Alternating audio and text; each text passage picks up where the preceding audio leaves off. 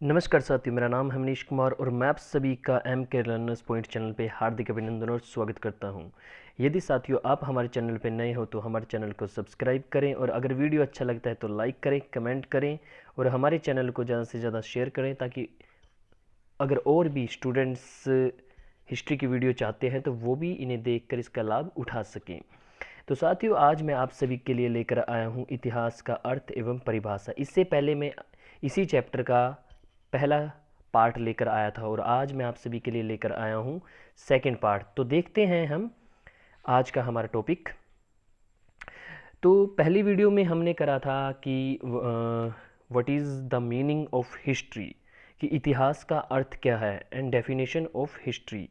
तो हमने कुछ डेफिनेशन तो हमने इस वीडियो के फर्स्ट पार्ट में की थी और सेकंड पार्ट में जो बाकी की जो डेफिनेशंस रह गई थी आज हम वो डेफिनेशन करेंगे। तो सबसे पहले हम देखते हैं कि ईएचकार क्या कहता है इतिहास के बारे में। ईएचकार इतिहासकार और तथ्य की परस्पर प्रतिक्रिया। ईएचकार के अनुसार कि इतिहास क्या है, कि जो तथ्य होते हैं और जो इतिहासकार होता है उनके बीच में जो आपस में जो क्या होती है बातचीत होती है वो क्या है, इतिहास है। इसके अलावा ईएचकार क्या कहता है, जो एक दूसरे पर निर्भर होते हैं, यानी बिना इतिहासकार के जो तथ्य होते हैं। तो सबसे पहले तो हमें ये पता होना चाहिए दोस्तों कि तथ्य क्या है। तथ्य होते हैं, मान लीजिए कि कोई इतिहास की घटना है और उस घटना से जुड़े हमारे पास जो साक्ष्य हैं, मान लीजिए कि कोई बुक है, कोई किताब है या उससे रिलेटेड कोई सिक्का है, ठीक है, कोई पुरातात्विक स्रोत है या कोई विदेशी यात्रियों का विवरण है। तो ये सभी क्या है, ये तथ्य हैं जो हमें उस घटना के बारे में क्या दे रहे हैं, जानकारी दे रहे हैं, ठीक है। लेकिन वो जो साक्ष्य हैं उनको कौन कौन उनकी छानबीन करेगा, कौन पता लगाएगा ये सही है ये गलत है, वो इतिहासकार लगाएगा। इसीलिए जब एक इतिहासकार और जो साक्ष्य होते हैं वो आपस में मिलते हैं और एक दूसरे से बात करते हैं तो वो क्या है, ईएचकार के अनुसार वो इतिहास है। इसी के साथ और क्या कहता है, ईएचकार कहता है कि वर्तमान और अतीत के बीच अंतहीन संवाद, कि इतिहास तो एक ऐसा अनएंडिंग डायलॉग है, एक अंतहीन संवाद है, किसके बीच में, वर्तमान के बीच में और अतीत के बीच में। वो क्या है, वो इतिहास है। ईएचकार ने दोस्तों एक बुक भी लिखी है, व्हाट इज़ हिस्ट्री, यानी सिर्फ हिस्ट्री का मीनिंग बताने के लिए ही ईएचकार ने क्या किया है, एक पूरी ही बुक लिख डाली है, ठीक है दोस्तों।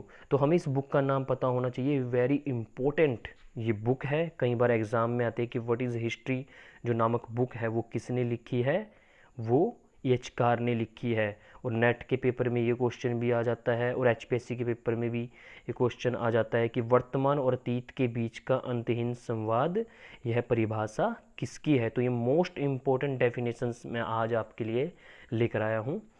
तो नेक्स्ट देखते हैं। तो ये जो डेफिनेशन है ये है ए एल राउज के अनुसार। तो देखते हैं ए एल राउज क्या कहता है। निश्चित रूप से मनुष्य का वह सामुदायिक जीवन जिस पर भौगोलिक वातावरण का प्रभाव भी दृष्टिगोचर होता है का वर्णन इतिहास है। यानी इस डेफिनेशन में ए एल राउज ये बताना चाहता है कि मनुष्य का सामुदायिक जीवन जिस पर भौगोलिक वातावरण का प्रभाव भी, यानी इंसान ने जो अपनी ज़िंदगी जी है और जिसके ऊपर कहीं ना कहीं क्या है, हमारे भौगोलिक स्ट्रक्चर का प्रभाव पड़ा है, वो क्या है, वो उसी को जानना क्या है, इतिहास है। रेनियर के अनुसार, रेनियर क्या कहता है दोस्तों, इतिहास सभ्य समाज में रहने वाले मनुष्यों के कार्यों का उल्लेख है। यानी रेनियर सिंपल बात करता है कि जो सभ्य समाज में जो लोग रहे हैं सिर्फ उनके कार्यों का उल्लेख है। अगर हम रेनियर के अनुसार चलें तो आज से सिर्फ 5 से 7 हज़ार से लेके और आज तक के जो लोग रहे हैं सिर्फ उन्हीं के बारे में जानना ही क्या है, इतिहास है। क्योंकि सभ्यताएं कब आई, सभ्यताएं आज से 7 हज़ार साल पहले ही तो आई, जैसे कि मिस्र की सभ्यता हो गई, ठीक है, मेसोपोटामिया की सभ्यता होगी, सिंधु घाटी की सभ्यता होगी। ये कब आई? इनका उद्भव आज से 5,000 साल से ज़्यादा पुराना नहीं है, 5 से 7,000 साल। यानी इसका मतलब क्या है, उससे पहले जो लोग रहे क्या उनका कोई इतिहास नहीं है? क्योंकि सभ्य तो यही थे, सभ्यताएं तो यहीं से जन्म ली। पाषाण काल को हम एक सभ्य समाज नहीं मान सकते, फिर क्या हम उनके इतिहास को ना पढ़ें? तो कहीं ना कहीं ये जो डेफिनेशन है ये अपने आप में पूर्णतः सही नहीं है। अगर ये पूर्णतः सही होती तो हम एक ही डेफिनेशन को पकड़ लेते और हमेशा एग्ज़ाम में एक ही डेफिनेशन आती, एक ही राइटर की डेफिनेशन आती। इसलिए ये सभी डेफिनेशन हम इसलिए पढ़ रहे हैं क्योंकि इन डेफिनेशंस को लेके विद्वानों में क्या है, आपस में मतभेद हैं। तो नेक्स्ट जो हमारे पास डेफिनेशन है वो है आरजी कॉलिंगवुड की। ये भी एक मोस्ट इम्पोर्टेंट एक हिस्ट्री के विद्वान हैं और इन्होंने कहा है कि संपूर्ण इतिहास विचारधारा का इतिहास होता है। इतिहास एक अद्वितीय प्रकार का ज्ञान है तथा वह मानव के संपूर्ण ज्ञान का स्रोत है। ये क्या कहते हैं? ये कहते हैं कि जो इतिहास है ना वो तो एक विचार है, एक विचारधारा है। यानी इंसान क्या करता है, जो हिस्टोरियन होता है वो अपने दिमाग से ही तो सोचता है। जब वो इतिहास लिखता है तो उसके विचार क्या हो जाते हैं, इतिहास लिखते हुए उसमें मिक्स हो जाते हैं। और दूसरी बात क्या कहता है कॉलिंगवुड, कि जिन लोगों ने भी अतीत में जो गतिविधियाँ की वो किस बेस पे की, वो विचारों के बेस पे की। पहले क्या होता है, विचार मन में आता है, फिर हम वो काम करते हैं। ठीक है, जब पास्ट में लोगों के मन में कोई विचार आया तब उन्होंने वो काम करा और वो आज क्या बन चुका है, वो हमारे लिए पास्ट बन चुका है। तो इनकी भी एक बड़ी फेमस बुक रही है साथियों, वो कौन सी बुक है? वो है आइडिया ऑफ हिस्ट्री। ये बुक भी काफ़ी एग्ज़ाम में कई बार आती है। आगे देखते हैं, जे.बी. ब्यूरी के अनुसार इतिहास विज्ञान है, न कम न ज़्यादा। ये भी एक वेरी इंपॉर्टेंट डेफिनेशन है। जी.एम. ट्रेविलियन के अनुसार इतिहास अपने अपरिवर्तनीय मूल तत्व में कहानी है। यानी जो कभी नहीं बदलता वो क्या है, वो और जो मूल तत्व में यानी जो घटना वाक्य में घटी है और जो कभी नहीं बदलती वो क्या है, वो इतिहास है। हेनरी पिरेन के अनुसार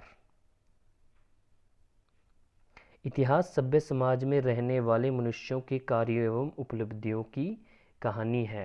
यानी हेनरी पिरेन तो यही कहता है दोस्तों कि जो सभ्य समाज में रहे हैं सिर्फ उन्हीं की, यानी ये भी वही बात करता है जो इससे पहले किसने की थी, जो रेनियर ने की थी। ठीक है, आगे देखते हैं। तो लास्ट हमारे पास जो लास्ट डेफिनेशन रह गई है वो है कि एक डच इतिहासकार हुए हैं हुइजंगा, वो क्या कहते हैं, इतिहास को केवल अतीत की घटनाओं का उल्लेख स्वीकार किया है, सिर्फ तथ्यों का संकलन नहीं। यानी जो हुइजंगा है, जो एक डच हिस्टोरियन है, वो कहते हैं कि इतिहास को केवल अतीत की घटनाओं का उल्लेख यानी अतीत की घटनाओं के बारे में बताना इतिहास है, ना कि हमने डाटा इकट्ठा कर लिया। और डाटा इकट्ठा करना ही क्या है, इतिहास है। वो इतिहास नहीं है जो अतीत के बारे में है, वो इतिहास है। तो साथियों ये था इतिहास का मीनिंग और उसके परिभाषाएं। तो फर्स्ट पार्ट में हमने मीनिंग किया था और सेकंड में हमने उसकी परिभाषा की है और फर्स्ट में भी हमने कुछ परिभाषाएं की थी। तो अब मैं आप सभी के लिए नेक्स्ट वीडियो लेकर आऊँगा और उसमें नेक्स्ट वीडियो में हम करेंगे कि इतिहास का क्षेत्र क्या है, यानी कितने प्रकार का इतिहास होता है और कौन कौन से फील्ड में इतिहास लिखा जा सकता है। ठीक है दोस्तों, तो आप सभी ने हमारा वीडियो देखा, आप सभी का बहुत बहुत धन्यवाद दोस्तों।